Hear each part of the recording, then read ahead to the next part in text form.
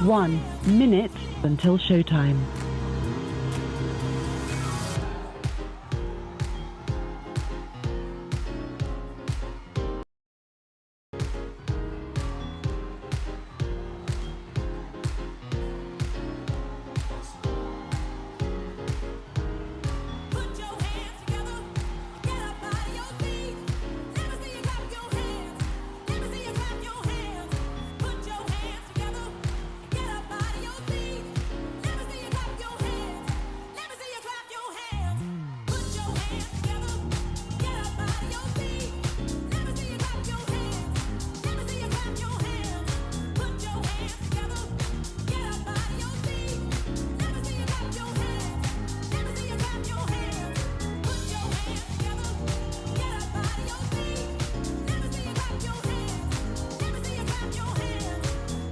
Your show will go live in 5 seconds. 4, 3, 2, 1.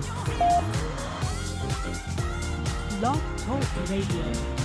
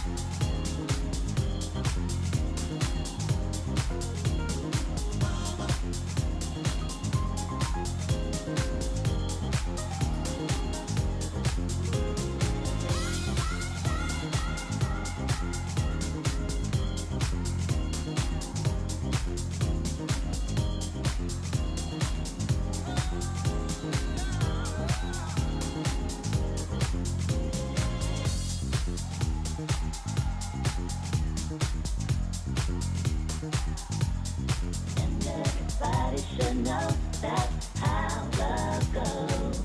It's good for the soul. Oh, I got a long way to go, but it won't stop the pain. No, that's the kind of thing that keeps me coming back again and again. Till I see your face, I won't be satisfied. No, I won't stop. I won't quit until I'm yours and you are mine. Don't you know? I can't live my life for nobody else but me. Trying to help you what to do. I live without you. That's the way that love goes. That's the way it goes. Good evening, good evening, good evening. Welcome. You're tuning in live to the Healthy Soul Talk Show with your girl, your favorite therapist, Dr. Kimberly Thomas. Come on in here. Welcome, welcome, welcome this beautiful evening as we get started here. Welcome on Blog Talk Radio. Thank you for tuning in live. You're tuning in live on Facebook. Welcome, welcome on YouTube. Come on in. If you would like to call into the show, you can dial 323-870-4375. Again, that's 323-870-4375. Press 1 to join in. Of course, if you would like to email us any questions, concerns, ideas for the show, you can email hst@ttlomedia.net. Again, that's hst@ttlomedia.net. Again, welcome to the Healthy Soul Talk Show with your girl, your favorite therapist, Dr. Kimberly Thomas. Come on in here, like, love, and of course, share this live because we're going to have an amazing conversation tonight, this evening, as on your ride home, or if you're still at work or whatever you're doing. Just thank you for giving us your time right now. And you can, of course, follow us on all social media platforms at Healthy Soul Talk, all one word. And of course, follow the show in TTLO Media on all outlets, iHeartRadio and Spotify. And of course, tune in on Mondays for Missional Mondays, as well as Praise Break Friday coming up tomorrow. And you can catch all the previous shows on iHeartRadio and Spotify. Yes. Come on in. Is that y'all dinging over there? What? No, I'm hearing phones. Well, welcome my producers. Come on in. What's going on? How y'all feeling? I'm great. How You about hanging you? in there? I am. What's this, the second week of PD? Second PD week. Yes, second week of PD. You're surviving. These are facts. Mm-hmm. These are facts. God is good. Yeah, these are facts. Now, are you ready for the children to make their arrival? At some point, yes, I will be ready for children. Mm-hmm. What is this? Black what? Okay. Yeah, I will be ready for Warner Music Group. Okay. And it's I Am Joe Stone person. One more time. Yeah, I'll be ready for children. I'll be ready whenever they get there. Yeah, I'll be ready. All right. Okay. Yeah. Do you all have any, I just really, everybody has to wear masks, right? Yes. That policy. Yes. What are you thinking are going to be some challenges with ensuring the kids comply with that requirement? Like, is that like a specific, focus for you all, or is there anything else as parents can do to, make it easier for compliance? I don't know, because my daughter's in summer camp, right? And so when she gets there, they give them the mask, and when I pick her up, all the kids still have them on, but I don't know what goes on, throughout the day. Yeah, it's going to be our issue was during hybrid was just making sure they kept them on the right way. The right way. Because they kept at some point, because they're in the classroom, the mask would end up down here. so the nose is uncovered. And yeah, a lot of times, yeah. So when it came time to eat lunch, like our kids are eating lunch, they're eating lunch in the classroom. Okay. Yeah, and then and then even when the dining room is back up and running, we have staggered lunch times now, so that they're not even eating. Literally, you're only going to eat lunch with your crew. All right. Yeah. Okay. Okay. Yeah. All right. Fair enough. Well, whatever our part is, right? Right. With this requirement, and I have a high schooler too, so it'll be interesting. Oh yeah. See what this gonna be. Facts.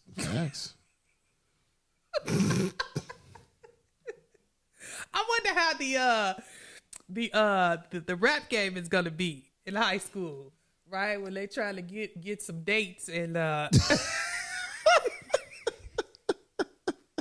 really want to see this. Oh, How God. is this gonna be? Oh God. Right? Because some stuff that used to go on in the hallways, that it ain't gonna be happening no more. Yeah, that's a wrap. I don't know how that's gonna work. Yeah. You good? Oh, okay. Yeah, I don't know how that's gonna work. Yes. All right. Well, give us tips, right? Because we have so much compassion for you all, right? That work with our kids. So you help us out, okay? It's a team effort. Yeah, okay. It is.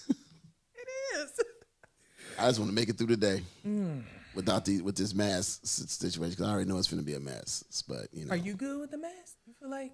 I'm not a fan. Like when we're in the classroom now, Yes. we don't keep ours on, but we Okay. sitting this far away from each other. Right. Me and the other adult in the classroom. Yes. But yeah. But we have to in the bit when you leave when you leave your room, Yeah, they I want you get to have it. Like we're technically supposed to have it on the entire time. I'm not sitting up in there with that mask on the entire time. Plus, I got my shot now too. Don't say nothing to me. Yeah, he got the shot. Say nothing to me.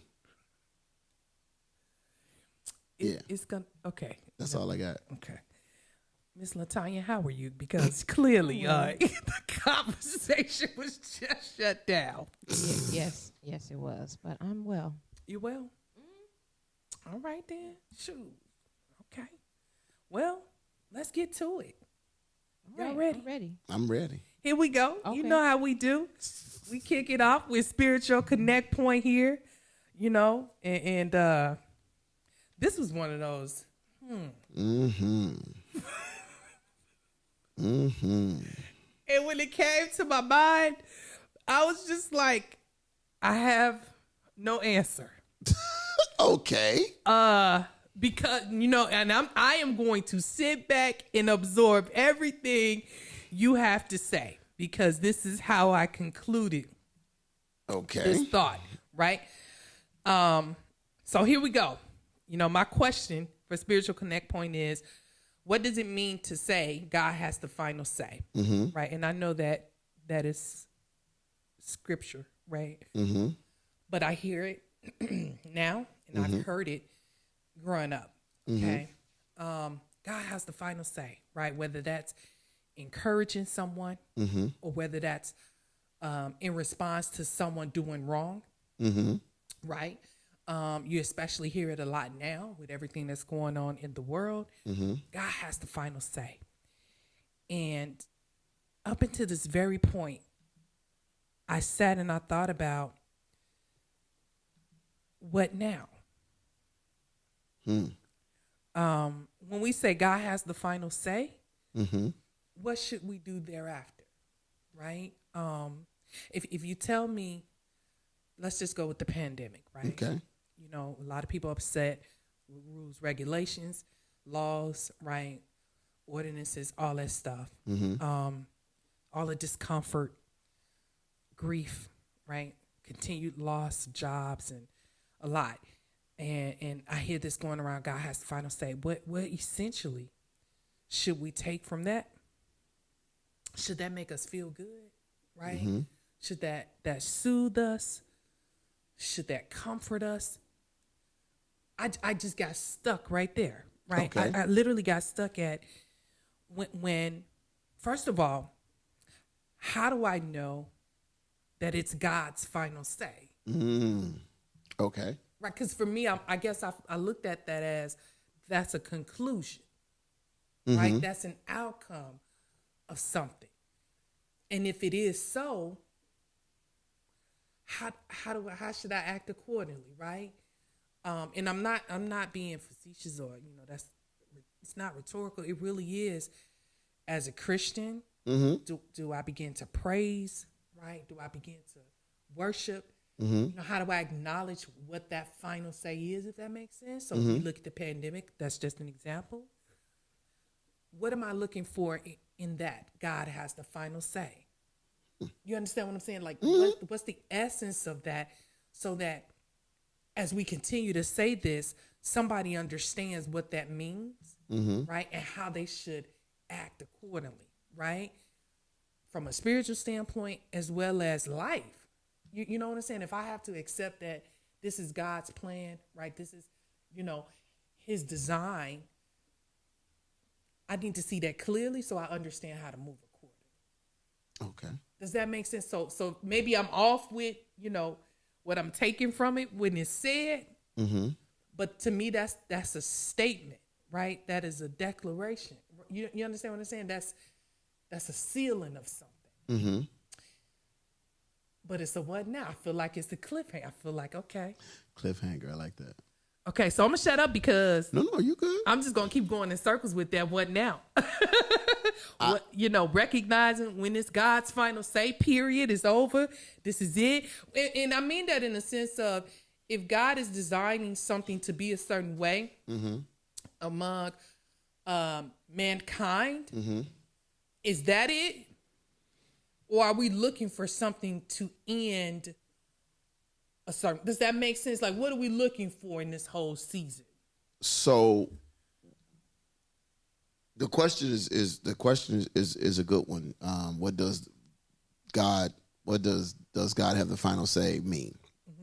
And it comes from a couple of different scriptures. The one that sticks out for me is Proverbs 16. Okay. Proverbs 16 simply says, the preparation of the heart in a man and the answer of the tongue is from the Lord.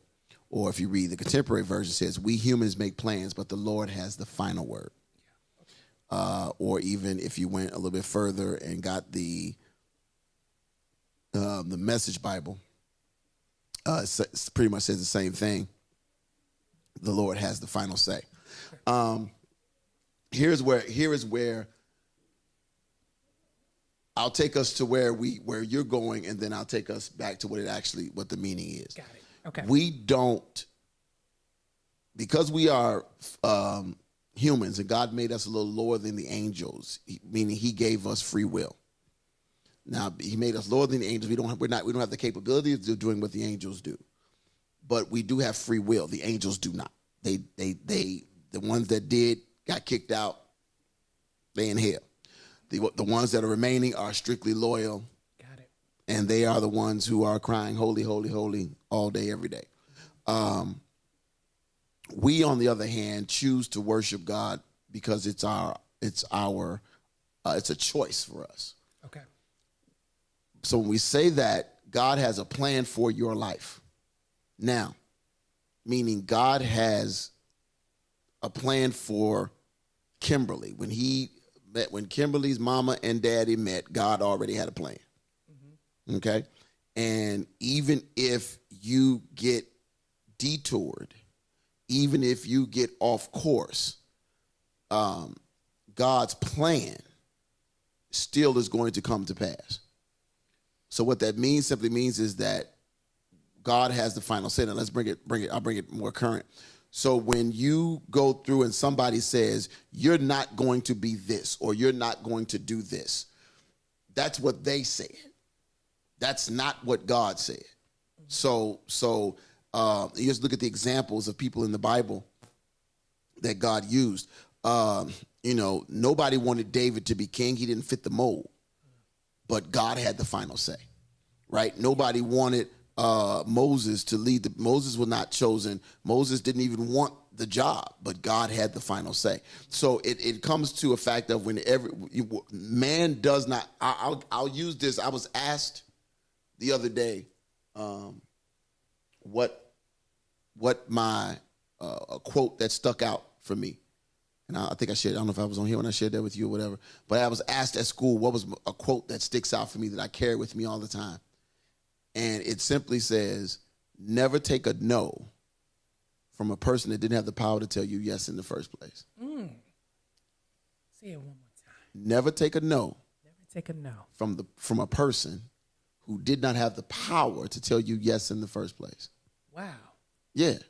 Wow. So when you think about that from a spiritual standpoint, I don't care what you say. Because my God has the final word on what's going to happen with this life. Wow. So even if you choose, even if your mission is to take it, God will say different. Because if God says Dana will live to be 89 years old in 6 months, it don't matter what you try to do to me at 60. Because he has the final say. Okay. So there was a prophet, I believe it was Hezekiah, King Hezekiah, asked for, his time was up. And he cried out to God, God, give me more time. And God granted his request. Because God said, okay. Because your time is up, but however, because there's still work that I can have you do.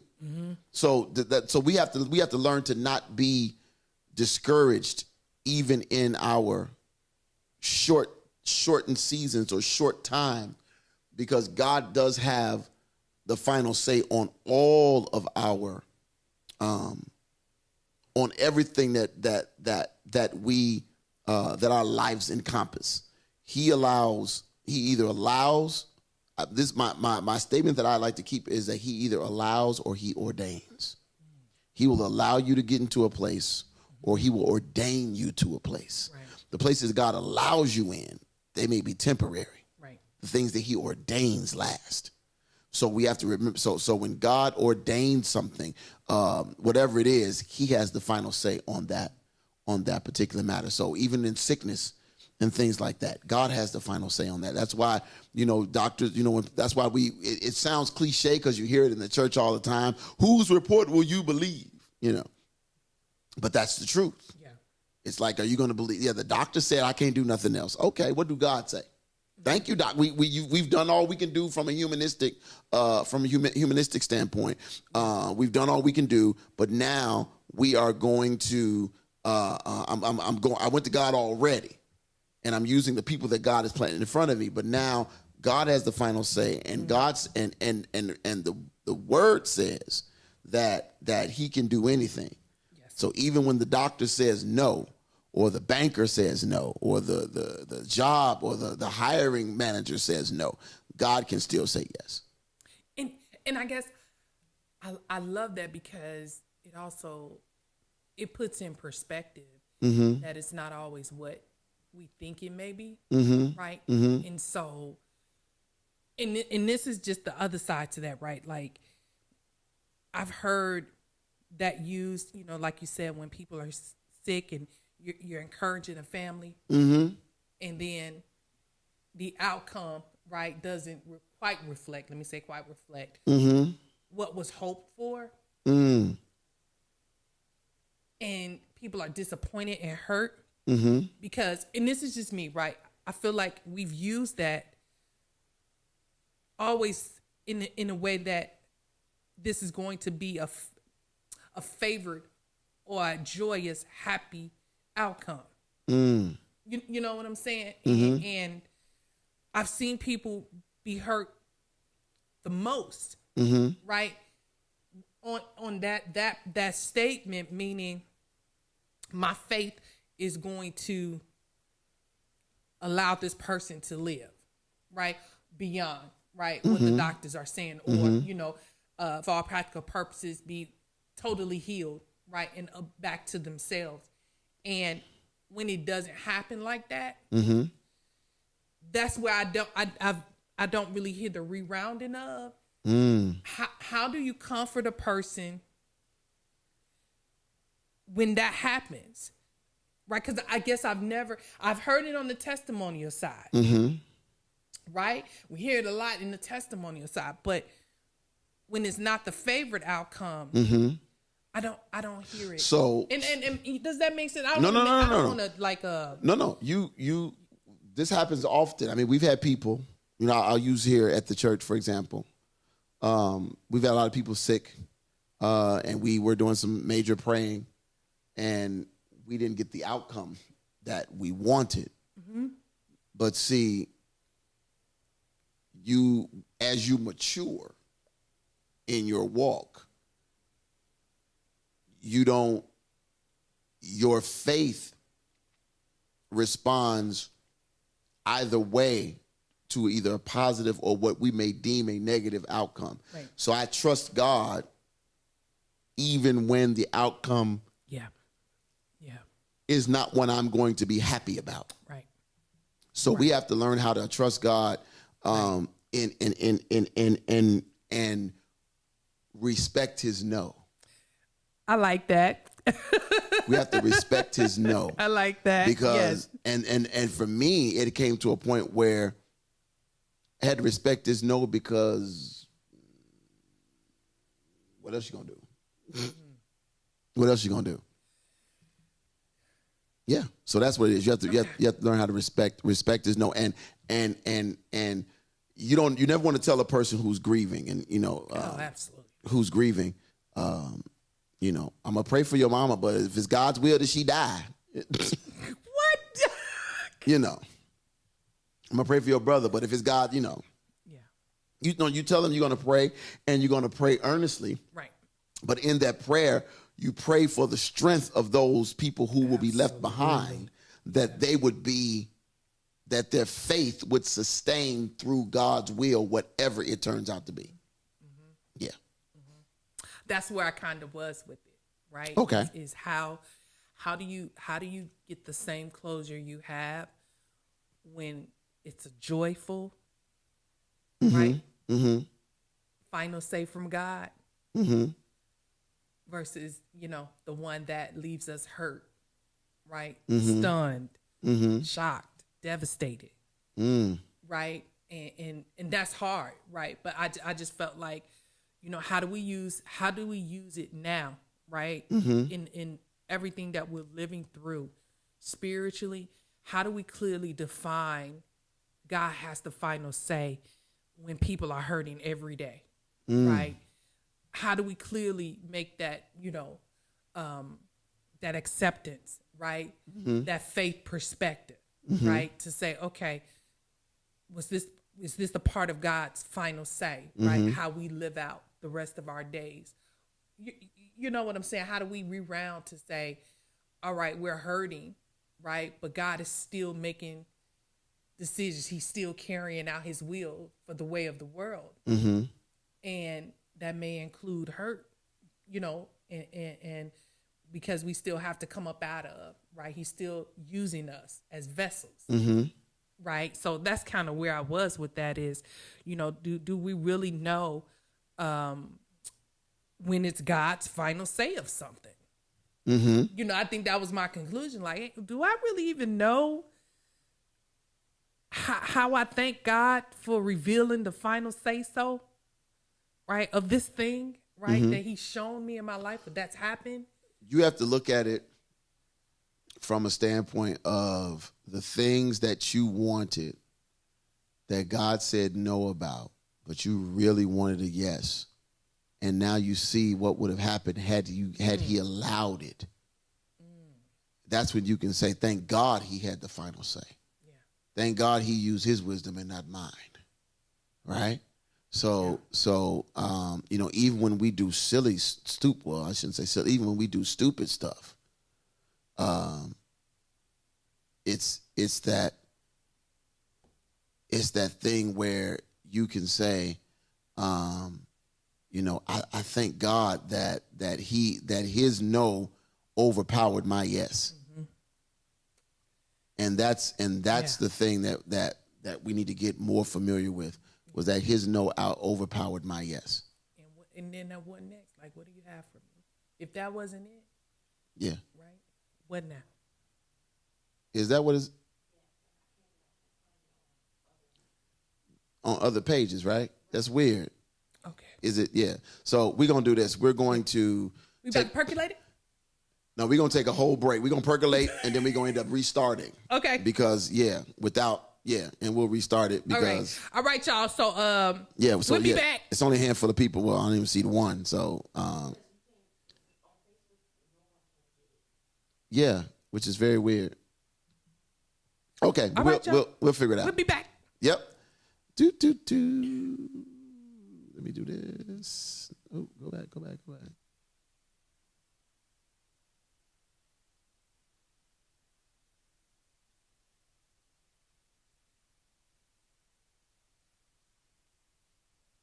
And everybody should know that's how